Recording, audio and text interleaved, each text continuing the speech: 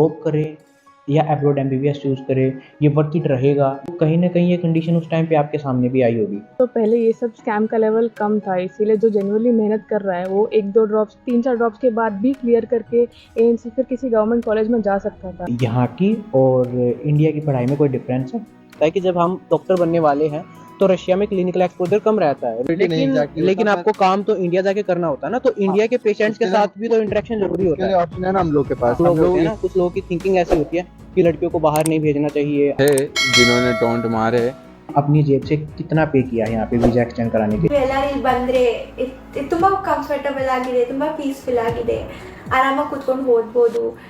6 drops वाले भी बच्चे होते हैं। हम एक ऐसी जगह पे एमबीबीएस करने जा रहे हैं जहाँ पे इतने साल लगाएंगे, इतने पैसे लगाएंगे, घर वालों से दूर रहेंगे, तो क्या ये वर्थ इट रहेगा? जो इंडिया में जाके आपको नेक्स्ट का एग्ज़ाम देना है, टीचर्स इतना पढ़ा पा रहे कि आप इंडिया में जाके एकदम से उसको क्लियर कर दो। इंडिया में ज़्यादा सेफ फील होता था या रशिया में ज़्यादा सेफ फील? जो हॉस्टल है ये कितना सेफ एंड सिक्योर है, कैसा आपको यहाँ पे फील होता है? ઇન્ટ્રેક્શન ખૂબ જ સારું છે અને એક બીજો પોઈન્ટ એવો છે કે ઓરલ સ્ટેટની ફીસ એફોર્डेबल છે ઘણી સારી है। इंडिया से जब स्टूडेंट्स आ रहे होते हैं यहाँ पे, तो मुझे बताइए कोई ऐसा जो कोई स्पेशल चीज़ का ध्यान रखना हो? फीस है वो नए स्टूडेंट्स के लिए इंक्रीज हो गई है, आपको पता होगा इस अपडेट का। आप सबको मेरा नमस्कार और एमएस एजुकेशन आप सबका स्वागत करती है। तो आज हम आपको फर्स्ट ईयर वाले स्टूडेंट से मिलवाने वाले हैं। आज उनकी यहीं पे क्लास है यूनिवर्सिटी में और जल्द ही हम आपको उनसे मिलवाएंगे और जो भी आपके डाउट्स वगैरह रहते हैं वो स्टूडेंट्स से पूछेंगे, क्योंकि मुझे ऐसा लगता है जो फर्स्ट ईयर वाले स्टूडेंट्स आपके डाउट्स क्लियर कर देंगे वो उनसे अच्छे तरीके से और कोई नहीं बता पाएगा।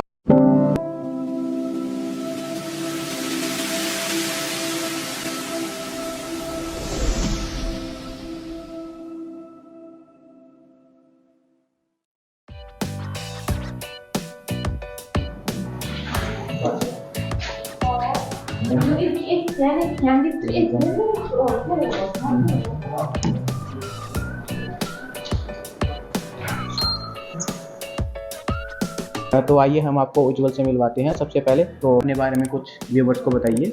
तो अस्सलाम वालेकुम to all, my name is Ujjwal Khan, straight out of Sonipat Haryana.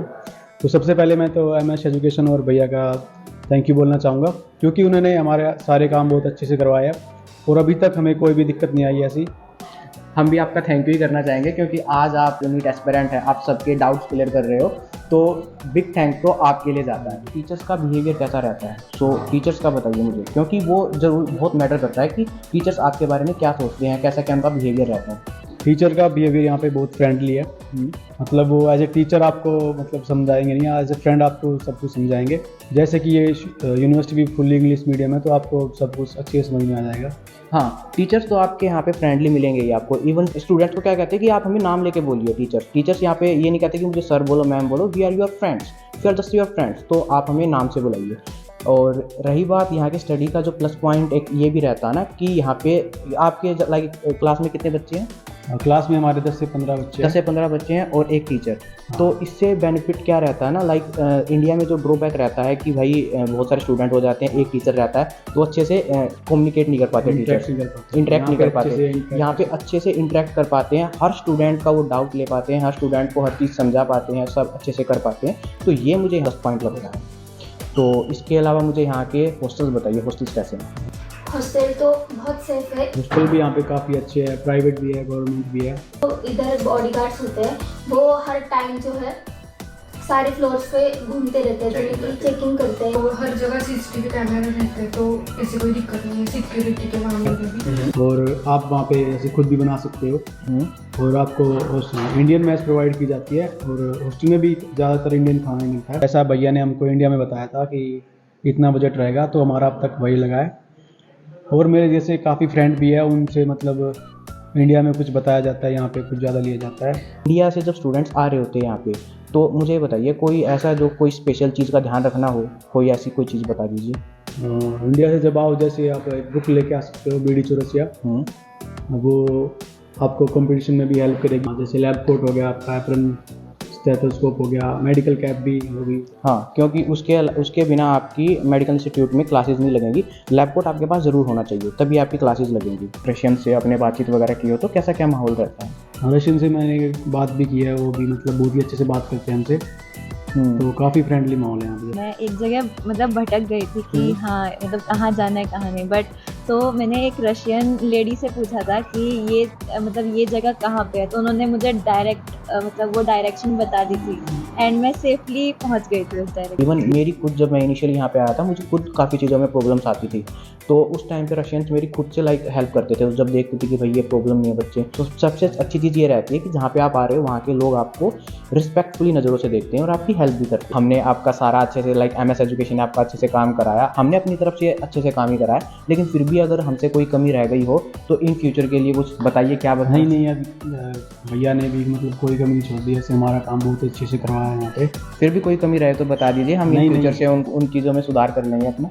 नहीं भैया, इसके लिए मैं आपको बहुत थैंक यू बोलना चाहता हूँ। तो अपनी क्लास जा सकते हो। कौन सी क्लास थी अभी आपकी? एनाटॉमी क्लास है। अभी इन बच्चों की एनाटॉमी की क्लास है, तो जल्दी से इनको जाना होगा।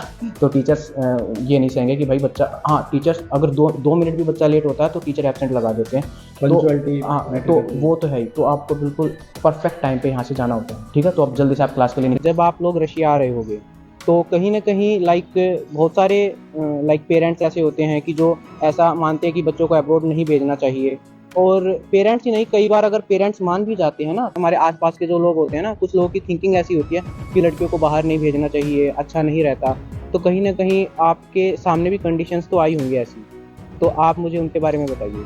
मतलब प्रॉब्लम्स आई, बहुत सारी आई एंड बहुत सारे ऐसे लोग थे जिन्होंने ये कमेंट किया। सर ऐसे तो लोग थे जिन्होंने टोंट मारे, बट मेरे पापा मम्मी ने मेरा साथ दिया एंड मैं इस वीडियो के थ्रू उनको थैंक यू बोलना चाहती हूँ कि उन्होंने मतलब मुझ पर विश्वास रखा एंड मुझे अब्रॉड भेजा एंड मैं उनका ये विश्वास नहीं तोड़ूंगी। मैं गुजरात महसाना से बिलोंग करता हूँ। मैं ओरल स्टेट यूनिवर्सिटी में मेरा फर्स्ट ईयर अभी कंप्लीट हो चुका है। सुवीन, आप बहुत लकी हो जो आपके पेरेंट्स इतने अच्छे हैं कि आपके पेरेंट्स ने आपको अब्रॉड भेजा पढ़ने के लिए।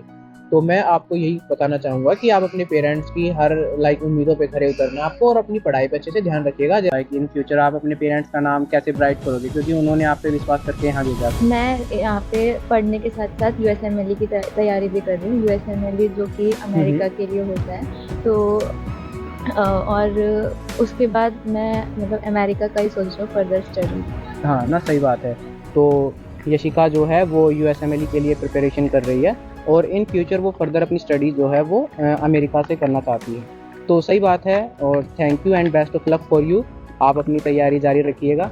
मेरा नाम अश्विनी कुमार है, मैं उत्तर प्रदेश लखनऊ से हूँ। सबसे पहले मैं MS एजुकेशन को धन्यवाद करना चाहूँगा कि उन्होंने हमारा एडमिशन बहुत अच्छे तरीके से करा दिया। सबसे पहले मैं भैया का और MS एजुकेशन का धन्यवाद करना चाहूँगा क्योंकि उन्होंने मेरा रशिया की गवर्नमेंट मेडिकल यूनिवर्सिटी में एडमिशन कराया, जिसकी वजह से मेरा MBBS करने का सपना पूरा हो रहा है। देखिए, यहाँ का टोटल बजट और बताइए मुझे एक बार। देखो, टोटल बजट का हमें अंदाज़ा है, बट कहीं ना कहीं हम एक बार स्टूडेंट के मुंह से ये पूछवाना चाहते हैं क्योंकि वो अपनी जेब से पे कर रहे होते हैं। तो जितना अच्छे से वो बता पाएंगे उतना अच्छे से हम नहीं बता सकते।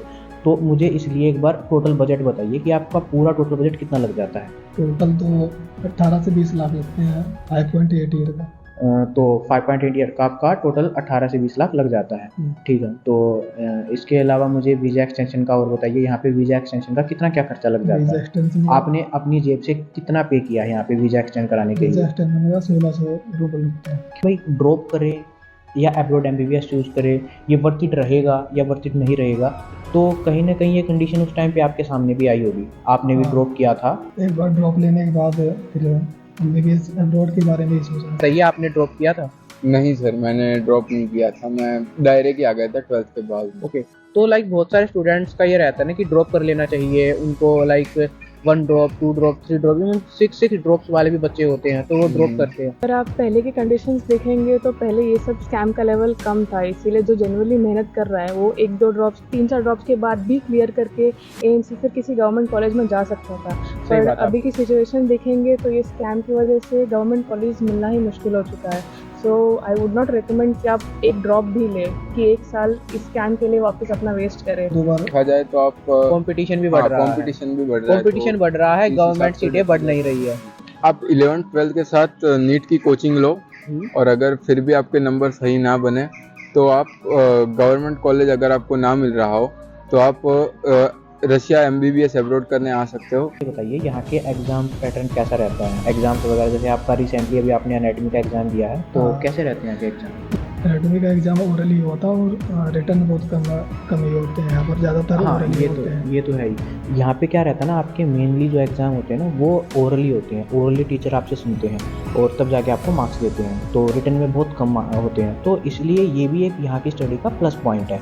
यहाँ पे क्या रहता है ना, लाइक रिटर्न में नहीं, टीचर्स डायरेक्टली क्या बोलते हैं ना, लाइक लिखो मत, आप अपने माइंड से सोचो, माइंड से बोलो, माइंड से याद करो, माइंड से सारी चीज़ें करो।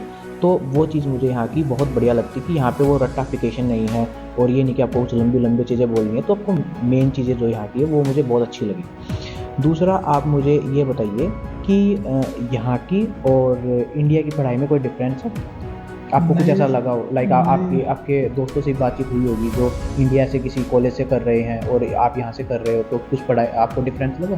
नहीं, बिल्कुल सेम ही है, जैसे उन्होंने कहा वैसे हमारा भी। बताइए, जैसे कि आप लोग जानते हो कि बहुत सारे बच्चों के सबसे पहला डाउट यही रहता है कि जब हम डॉक्टर बनने वाले हैं तो रशिया में क्लिनिकल एक्सपोजर कम रहता है। रीज़न ये रहता है कि यहाँ की पॉपुलेशन कम रहती है, तो उसके लिए मुझे बताइए कि यूनिवर्सिटी आपको कितनी क्लिनिकल एक्सपोजर प्रोवाइड करती है? Hello, I'm Ayush. I'm from Delhi. I am Sachin from Bareilly, UP. Clinical exposure wise मेरे को तो नहीं लगता कोई कमी है, क्योंकि हम लोग की क्लासेस वगैरह सारी कैडवर्स पे होती हैं, चार्ट मतलब चार्ट वगैरह होते हैं, टीचर्स वगैरह हैं, हम लोग को लैबोरेटरीज ले जाते हैं, लैबोरेटरी नहीं एग्जैक्टली, लेकिन आपको काम तो इंडिया जाके करना होता है ना, तो इंडिया के पेशेंट्स के साथ भी तो इंटरेक्शन जरूरी होता है। ऑप्शन है ना हम लोग के पास, हम लोग यूनिवर्सिटी से डॉक्यूमेंट्स बना सकते हैं और वो डॉक्यूमेंट्स को क्या कर सकते हैं, हम लोग इंडिया यूज़ कर सकते हैं। इंडिया में हम किसी भी हॉस्पिटल को वो डॉक्यूमेंट सबमिट करेंगे तो हम लोग को इंटर्नशिप वहाँ पे मिल जाएगी, तो हम लोग इंडिया में भी इंटर्नशिप कर सकते हैं। जितने छुट्टे के समय जाओगे आप लोग 3-4 महीने वहाँ इंटर्नशिप कर लो, क्लिनिकल एक्सपोजर वहाँ। क्या 3-4 महीने इज इनफ रहेंगे आप लोग? साल में 3-4 महीने बार बार करोगे तो 1 साल से भी ज़्यादा हो जाएगा, 2 साल हो जाएंगे, तो आई थिंक बहुत है वो। तो मतलब आपको मतलब उन हॉस्पिटल्स में अच्छे से क्लिनिकल एक्सपोजर लाइक हो जाएगा? हॉस्पिटल्स में तो ऑफ कोर्स अच्छा क्लिनिकल एक्सपोजर मिलेगा, बाकी यहाँ के हॉस्पिटल्स में तो अपनी क्लास लगेंगी कई सारी, सर्जरी वगैरह की या फिर पीडियाट्रिक्स की, गायनेकोलॉजी की, ये सब लगेंगी, तो आपका हॉस्पिटल से मेरे को लगता है कि मोस्टली साल आपके हॉस्पिटल्स में निकल जाएंगे। जब बच्चे यहाँ आ रहे होते हैं ना, तो सबसे पहले उनका यही डाउट रहता है कि अब हम एक ऐसी जगह पे MBBS करने जा रहे हैं जहाँ पे हम इतने साल लगाएंगे, इतने पैसे लगाएंगे, घर वालों से दूर रहेंगे, तो क्या ये वर्थ इट रहेगा जो इंडिया में जाके आपको नेक्स्ट का एग्ज़ाम देना है? हालांकि नेक्स्ट का एग्ज़ाम इंडियन स्टूडेंट्स को भी देना, जो चाहे इंडिया से MBBS कर रहे हैं और जो बाहर से MBBS कर रहे हैं उनको भी नेक्स्ट का एग्ज़ाम देना है। तो मुझे उसके बारे में बताइए कि क्या साथ के साथ आपकी उसकी प्रिपरेशन हो पा रही है? क्या इंडिया यहाँ के टीचर्स इतना पढ़ा पा रहे कि आप इंडिया में जाके एकदम से उसको क्लियर कर दो? हाँ, टीचर यहाँ पर उतना पढ़ाई देते हैं कि वहाँ पर क्लियर हो जाए, लेकिन हमें खुद सेल्फ स्टडी करना पड़ेगा। एग्जाम में कोई खास फर्क आया नहीं है, पहले FMG था, अब नेक्स्ट टाइम मेनली पैटर्न का डिफरेंस है। आई डोंट थिंक कुछ खास फर्क पड़ना चाहिए, अगर तुम पढ़ रहे हो और तुम ध्यान दे रहे हो तो FMG और नेक्स्ट हो फर्क नहीं पड़ता। इसके अलावा 3rd ईयर से आप मैरो और प्रीप्लेडर भी ले सकते हो, जो कि ऑनलाइन बेस पे आपको नेक्स्ट की तैयारी कराते हैं। इसके अलावा उससे बेनिफिट क्या रहेगा ना, आपकी जैसे यहाँ पे ऑफलाइन क्लासेस भी चलती रहेंगी और साथ के साथ दिन में 1-2 घंटा आप ऑनलाइन मैरो या प्रीप्लेडर से पढ़ सकते हो, जिससे आपकी नेक्स्ट की बहुत अच्छी तैयारी हो जाएगी। जो पढ़ने वाले बच्चे होते हैं वो ऐसे ही करते हैं और बहुत अच्छे नंबरों से एग्ज़ाम भी क्लियर करते हैं। स्टूडेंट है जो उसके नीट में मार्क्स कम है, तो क्या वो यहाँ पर एडमिशन ले तो ठीक रहेगा उसके लिए? देखो, जिन स्टूडेंट्स के नीट में कम नंबर आते हैं एडमिशन यहाँ पे हो जाता है, लेकिन ओनली क्वालिफाइंग मार्क्स पे, तो उसको सेल्फ स्टडी पे ज़रूर ध्यान देना होगा, क्योंकि आप एक अच्छे डॉक्टर, अगर आपको अच्छा डॉक्टर बनना तो सेल्फ स्टडी तो करनी पड़ती है। हाँ, अगर कम नंबर आए तो ये नहीं है कि भाई यहाँ पे स्टूडेंट compete नहीं कर पाएगा बाकी स्टूडेंट के साथ, अच्छे से पढ़ नहीं पाएगा, तो ऐसा कुछ नहीं है। एडमिशन स्टूडेंट का हो जाएगा, कोई दिक्कत नहीं है। लाइब्रेरीज में यहाँ की इंडियन बुक्स BD चौरसिया भी है।